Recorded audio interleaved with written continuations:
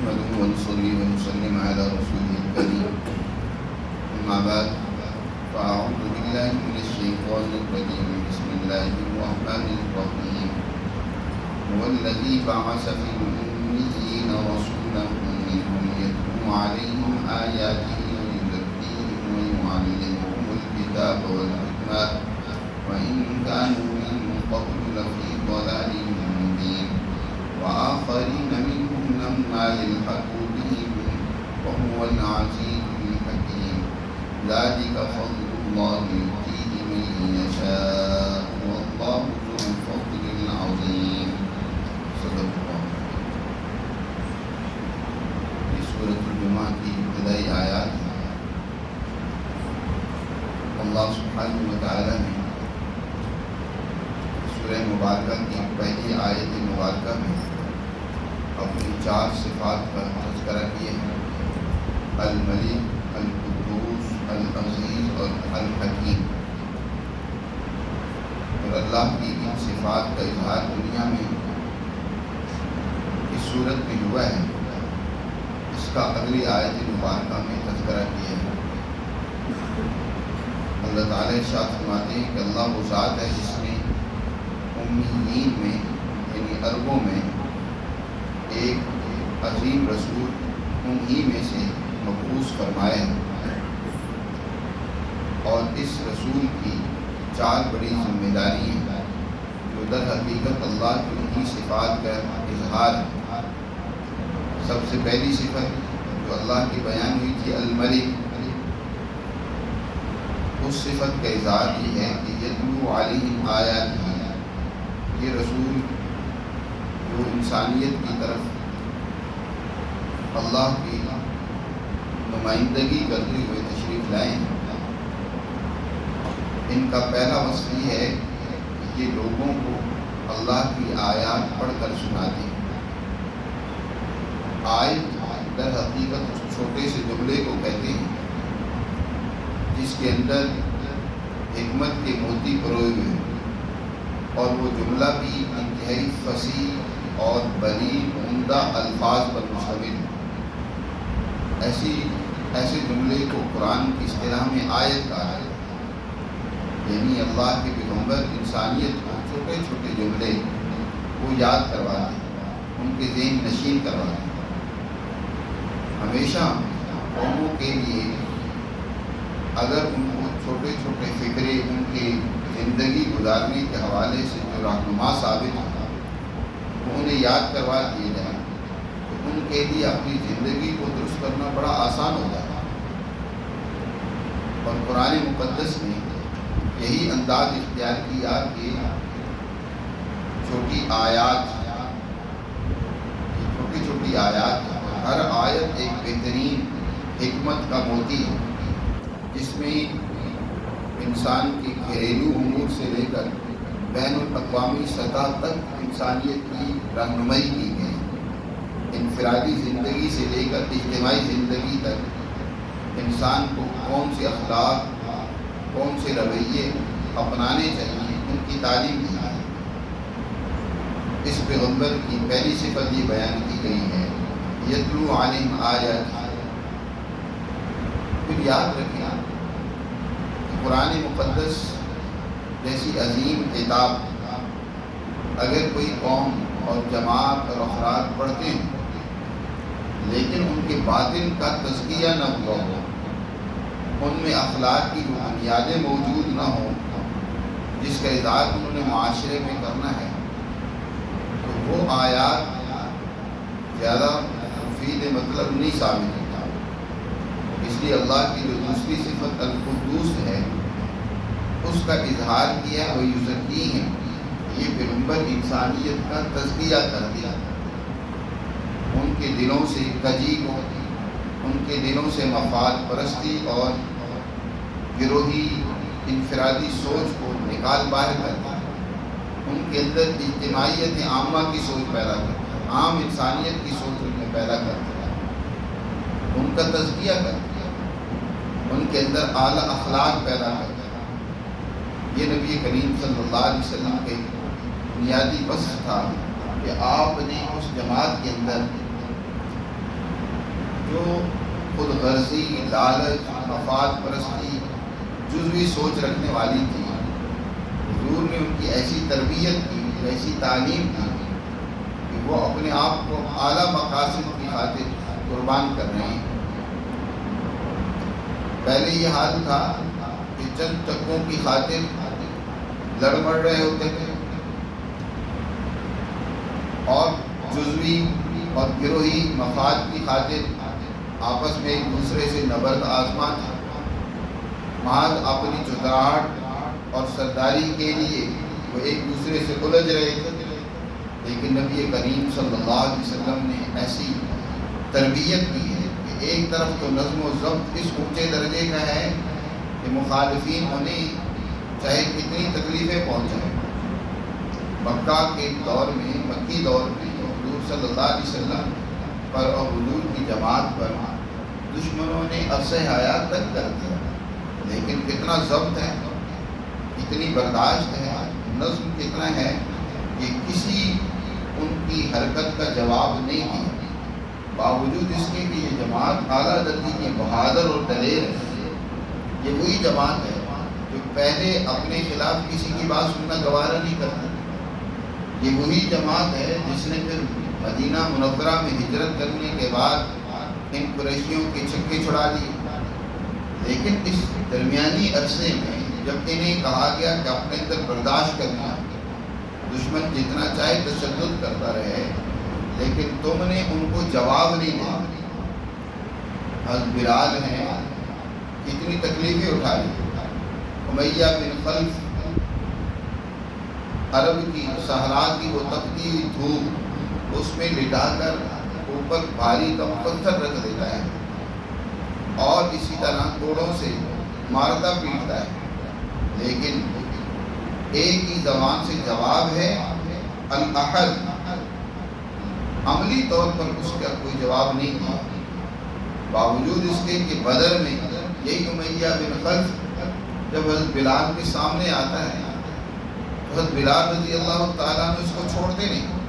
کچھ لوگوں کی پناہ اس نے لے کر جان بچانی چاہیے، امیہ بن خلف نے حضرت بلال رضی اللہ تعالیٰ نے ان سے چھین کر اس کو سزا دی کہ نہیں، آج تجھ کو مجھ سے کوئی نہیں بچا سکتا۔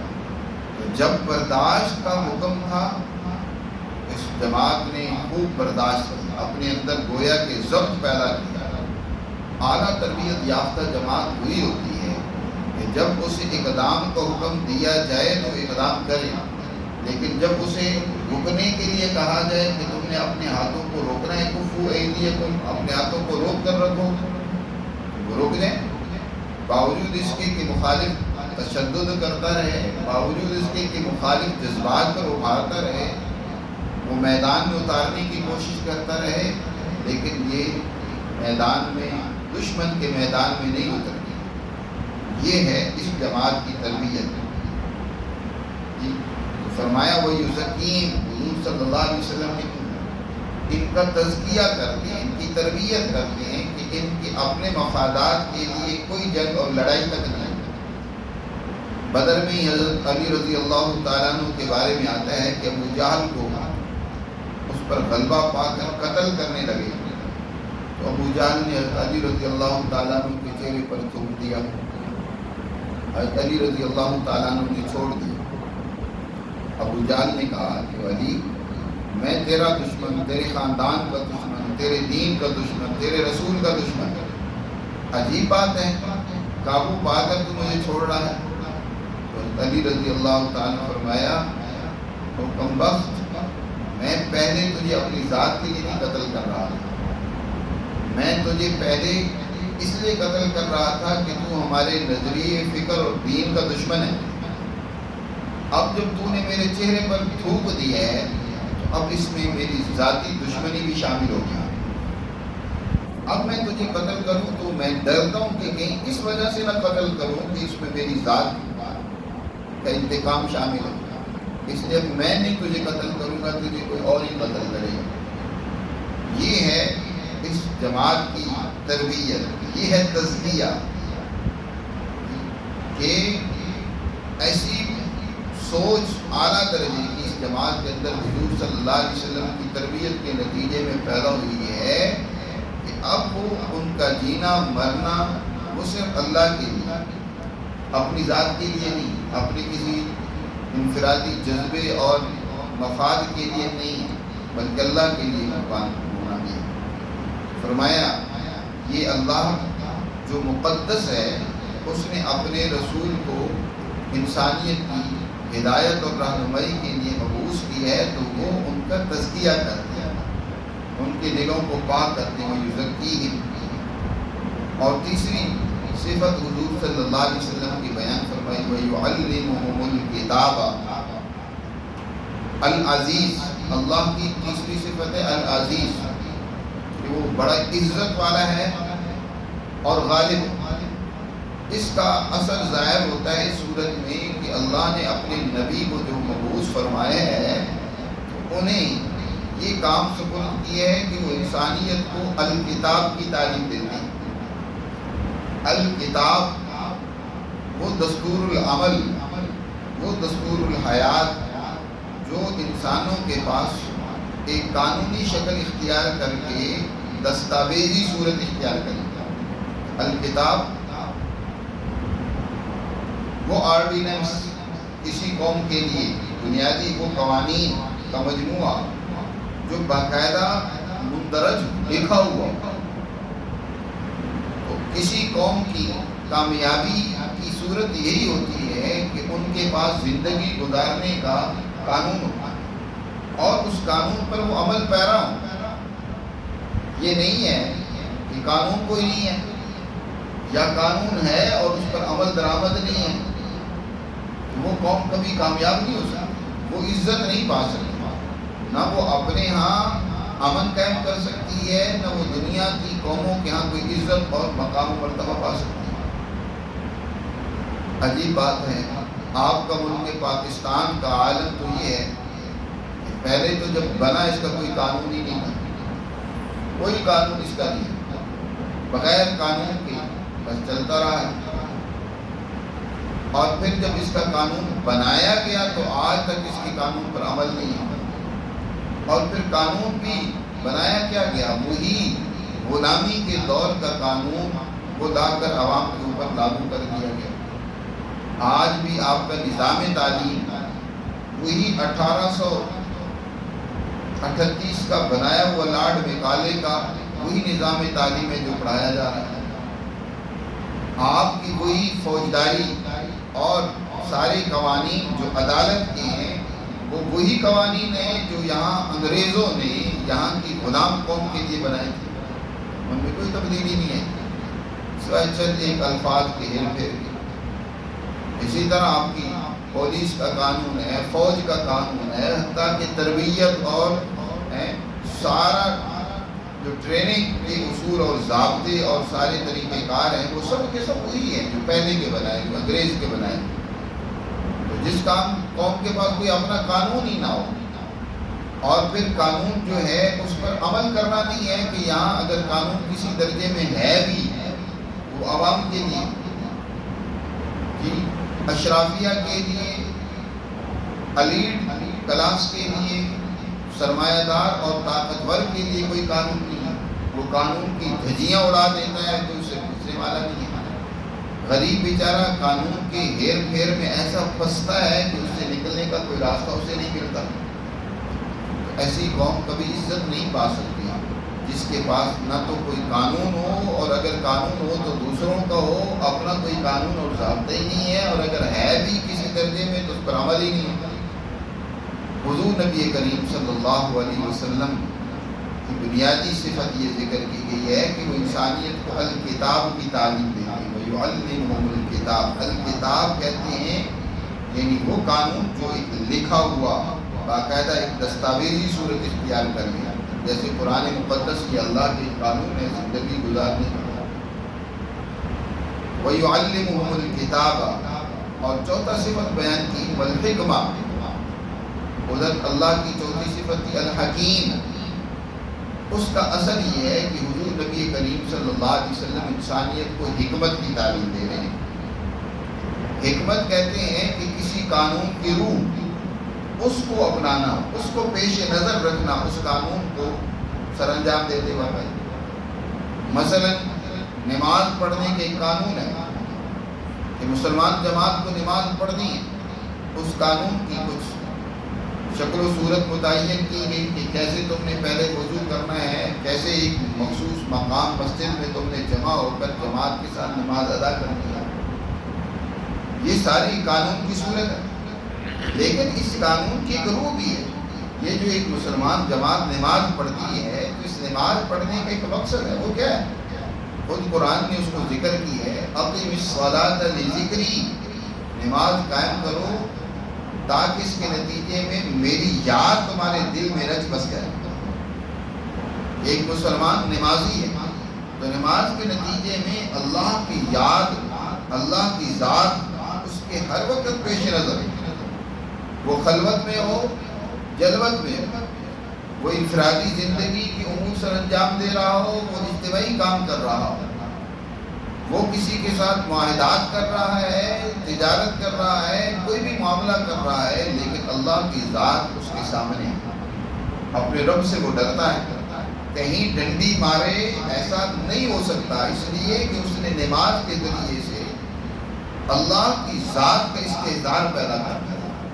ہر وقت اللہ کی حاکمیت اس کے اوپر قائم ہے، لہذا وہ کسی صورت میں بھی قانون کی خلاف ورزی نہیں کرتا، کسی صورت میں بھی کوئی ایسا کام نہیں کرتا کہ جو اللہ کی ناراضگی کا سبب ہو۔ یا اسی طرح دیکھو اللہ سبحانہ و تعالی نے قرآن کے آغاز میں فرمایا ھدی للمتقین، یہ جماعت متقین کی رہنمائی کرنے والی ہے، اور متقین کی تشریح خود قرآن نے بھی کی ہے، تقویٰ کی تشریح کرتے ہوئے عدل و انصاف قائم کرنا ہے۔ اعدلوا هو اقرب للتقوی، عدل کرو دنیا میں، کیونکہ عدل تقویٰ کے سب سے قریب ترین عمل ہے، یعنی انسان کو متقی بنانے والا اگر عمل ہے تو عدل ہے۔ فرمایا ھدی للمتقین، یہ متقین کی ہدایت اور رہنمائی کرنے والی کتاب ہے، یعنی اس جماعت کی رہنمائی کرتی ہے جو دنیا میں عدل و انصاف قائم کرنے والی ہے۔ تو مسلمان جماعت اس قانون کے ذریعے سے دنیا میں عدل و انصاف قائم کرتی ہے۔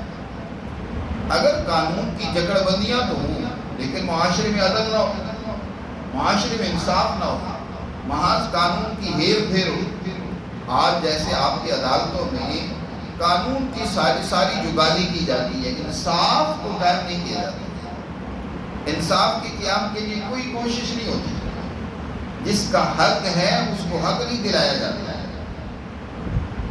پردادا نے کیس دائر کیا اور پوتے پڑپوتے جا کر اس کیس کو سنتے ہیں، 7-8 سال بیت جاتے ہیں، فیصلے نہیں ہوتے، اور اگر فیصلے ہوتے ہیں تو انصاف پر مبنی فیصلے نہیں ہوتے، سفارش، پیسے اور تعلق کی بنیاد پر فیصلے کیے کرائے جاتے ہیں۔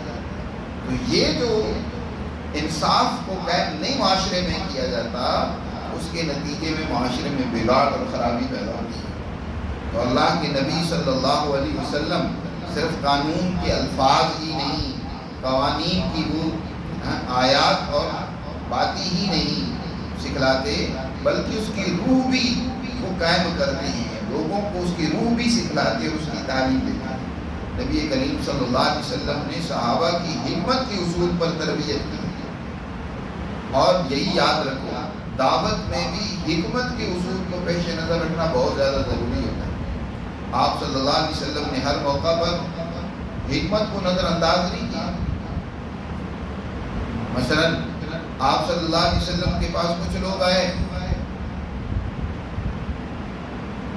اور انہوں نے حضور صلی اللہ علیہ وسلم سے اجازت مانگا کہ آپ ہمیں عشاء کی نماز پڑھنے کی چھوٹ دے دیں، ہم عشاء کی نماز نہیں پڑھیں گے۔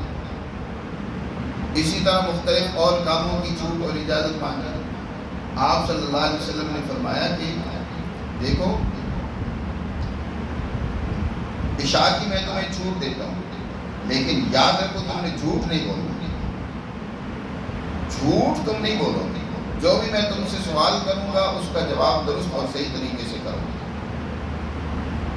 اب اس جماعت کے اندر گویا کہ ایک وہ بنیادی بات بٹھا دی کہ اگر اللہ کے رسول ہم سے پوچھیں گے کہ تم نے نماز کیوں نہیں پڑھی، یا پڑھی ہے یا نہیں پڑھی، تم کیا جواب دیں گے؟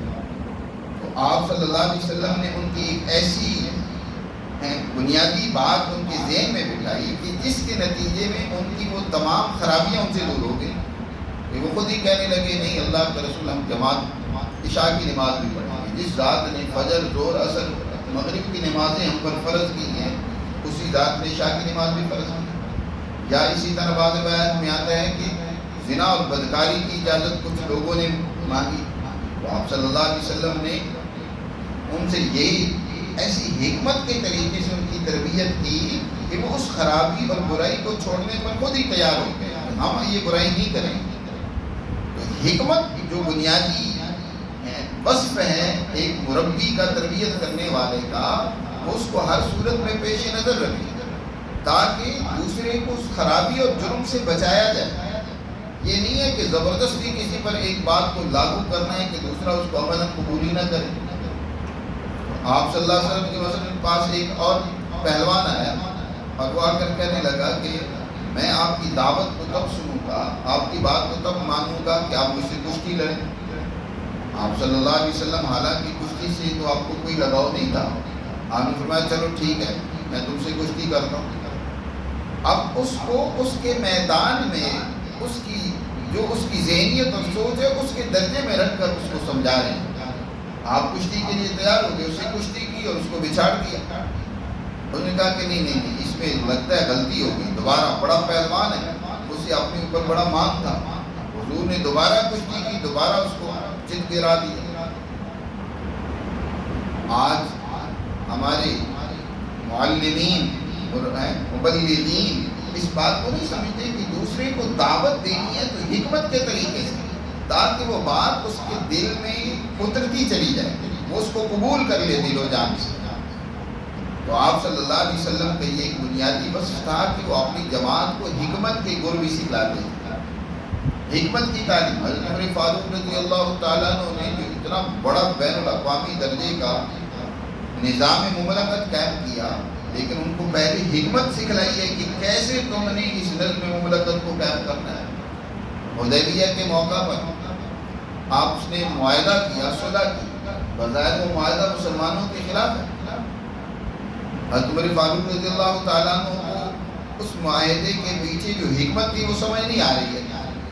حضور سے اعتراض کیا، جماعت نے اکثر نے اعتراض کیا، لیکن حضور نے فرمایا کہ ابھی تمہیں سمجھ نہیں آ رہی، لیکن یہ فیصلہ جو ہم نے صلح کا کیا ہے اس کا فائدہ ہمیں ہی ہوگا۔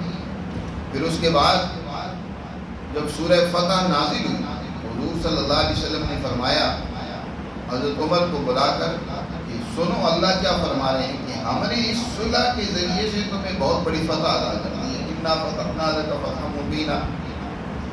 اور ابھی کچھ عرصہ ہی گزرا تھا کہ مشرکین نے اپنے اس معاہدے کے تحت وہ جو ان کے لوگ وہاں سے بھاگ کر مسلمان ہو کے مدینہ میں آئے، پر آپ صلی اللہ علیہ وسلم نے اس معاہدے کے تحت مدینہ میں ان کو رہنے کی اجازت نہیں دی۔ ابو بصیر رضی اللہ تعالیٰ عنہ، ابو جندل، یہ جنہوں نے جا کر وہاں پر ساحل سمندر کے قریب جہاں سے قریشیوں کے تجارتی قافلے گزرتے ہیں وہاں جا کر پڑاؤ ڈال دیا۔